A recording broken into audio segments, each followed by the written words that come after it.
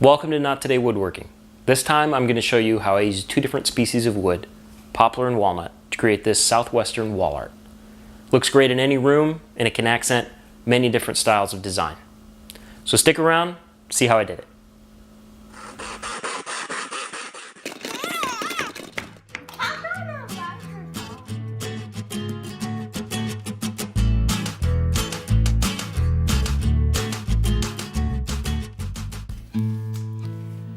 I've made a version of this piece before. It's larger, it actually hangs above the bed in our master bedroom. And when I did that, I painted the pattern pieces and left the non-pattern pieces unpainted natural wood. This time around I want to try something a little different and achieve two colors by using two species of wood that have naturally contrasting colors. In this case I went with poplar for the light wood. I like poplar because poplar's a really tall, straight tree that doesn't have a lot of branches until near the very top, so it's easy to find long pieces of poplar that don't have any knots.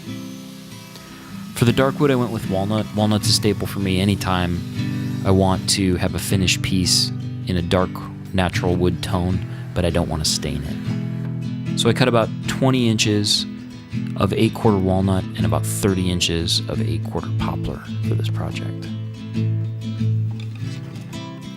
I'm going to joint one edge of each piece smooth and square so it can ride against a table saw fence.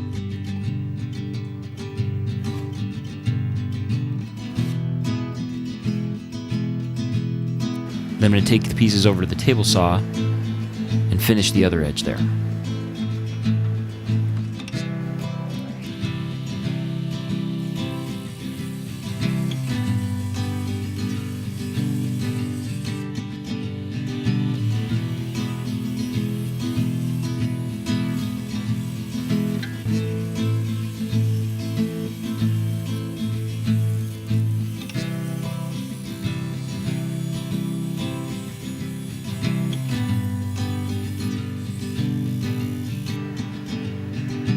Now I need to resaw these slabs to 1 3/4 inches. That'll become the height of the slats that make up the art piece.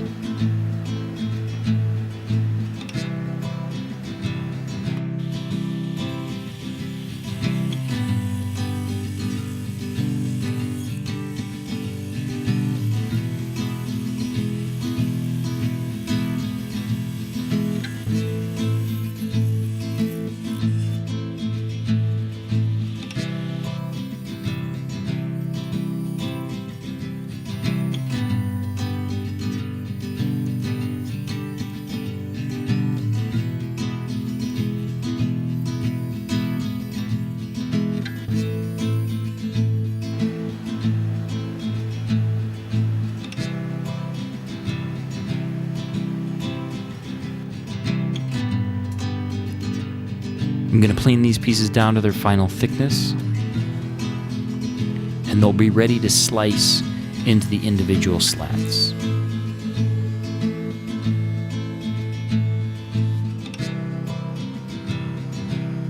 After they've been planed, I take them over to the table saw, set up the blade in the fence so that I'm cutting 1/4 inch slats out of these 1.5 inch, 1 3/4 thick slabs. And I will continue to cut slats out of these slabs until they're entirely cut down into slats. It's about 15 slats from each slab. And then starts the task of 45-degree miter cuts at varying lengths. A lot of pieces of poplar, a lot of pieces of walnut, over and over and over. Once all the pieces are cut, it's time to glue. I started out by laying out the bottom slat first. Bottom or top, they're actually exactly the same, and you can flip the piece over and over and not realize what end is up. But I'm calling it the bottom. I glued it in place and I clamped it down to make sure that it was securely set permanently on the backerboard, which, by the way, is 1/4 inch hardboard.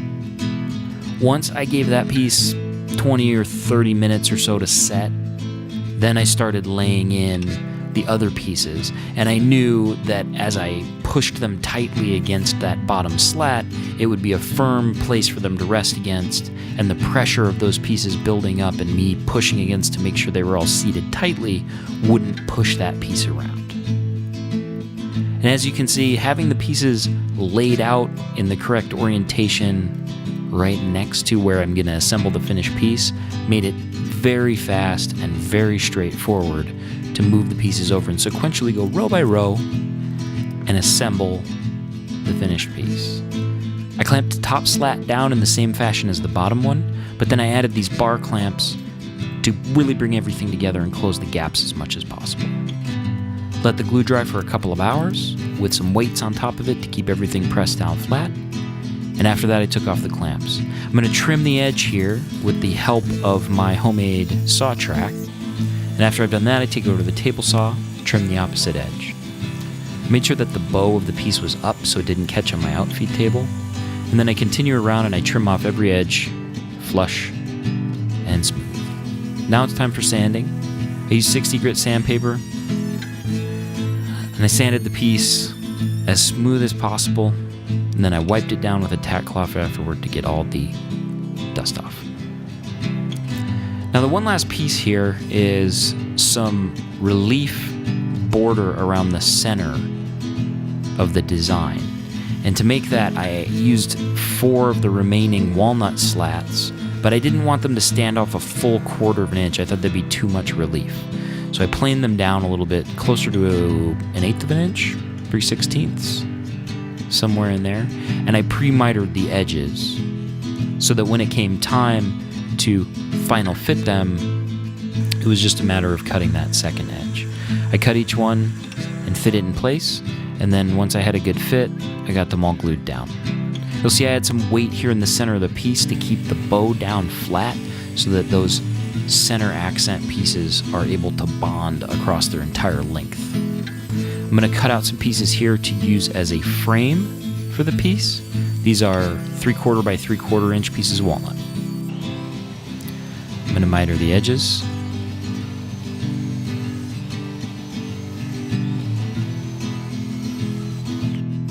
And the next step will be to glue and brad nail them in place. Carefully laying a bead of glue here along the edge. There's a little bit of relief. It's actually the same amount of relief as the center accent pieces, between 1/8 and 3/16 of an inch, somewhere in there. But I want to make sure I don't get any glue squeeze out because I don't really want to deal with that, cleaning it up or anything. Add a couple brad nails to hold everything in place while the glue dries. And I'm just going to spin the piece around and do each side in exactly the same way.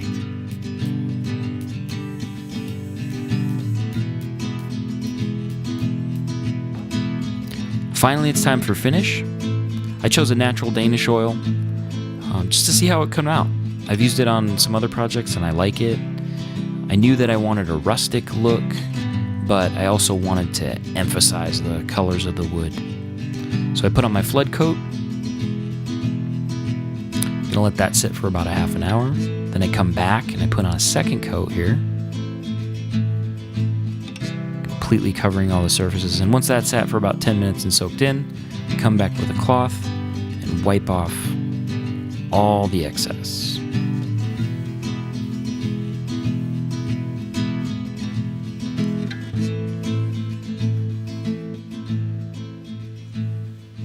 So here's the finished piece. Mine's about 24 inches by 24 inches, but it can be scaled up or down to whatever size you need for your space. I use poplar and walnut to create the contrast for the design, but you could use whatever species of wood you like, or you could even paint it. I really like how this piece came out, but I'd also really like to see what kind of art you create out of wood. So leave those in the comment section below. Also, if you have any questions or comments about how I made this one, please leave those. If you liked the video, please give it a thumbs up, and as always, please remember to subscribe. Thanks for watching, and I'll see you next time.